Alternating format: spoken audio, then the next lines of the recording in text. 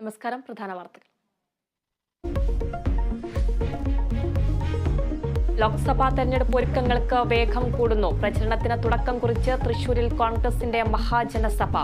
സ്ഥാനാർത്ഥി നിർണയത്തിന് 4-അംഗ ഉപസമിതി. CPI സ്ഥാനാർത്ഥികളുടെ സാധ്യതാ പട്ടികയായി. സംസ്ഥാന ബജറ്റ് നാളെ. വിഭവ സമാഹരണത്തിന് കൂടുതൽ നടപടികൾ ഉണ്ടായേക്കും. ധനപ്രതിസന്ധിയിൽ സംസ്ഥാന സർക്കാരിനെ കുറ്റപ്പെടുത്തി കേന്ദ്രം.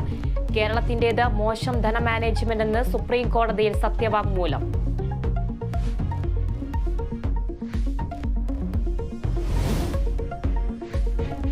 സച്ചിദാനന്ദനെ വെല്ലുവിളിച്ച് ശ്രീകുമാരൻ തമ്പി. തന്റെ കവിതകൾക്ക് യോഗ്യത കൽപ്പിക്കാൻ സച്ചിദാനന്ദൻ ആര്?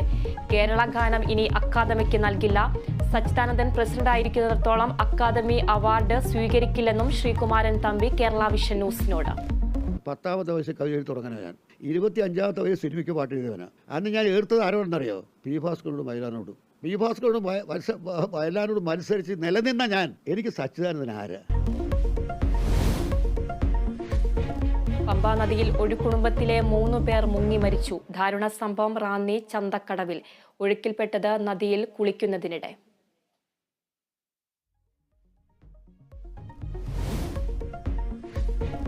ആട്ടിൻതോലിട്ട ചെന്നായ്ക്കൾ നാടിന്റെ സമാധാനം കെടുത്തുന്നുവെന്ന് മുഖ്യമന്ത്രി. എല്ലാവരുടെയും പിന്തുണയോടെ സഭാ പ്രശ്നം പരിഹരിക്കാനാകുമെന്ന് പിണറായി വിജയൻ. ശ്രേഷ്ഠഭാവയുടെ പൗരോഹിത്യ സുവർണ ജൂബിലി ആഘോഷങ്ങൾക്ക് സമാപനം.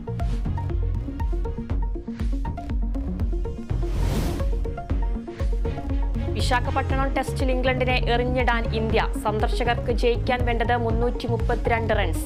3-ാം ദിനം കളി നിർത്തുമ്പോൾ ഇംഗ്ലണ്ട് 1 വിക്കറ്റ് നഷ്ടത്തിൽ 67 റൺസ് എന്ന നിലയിൽ.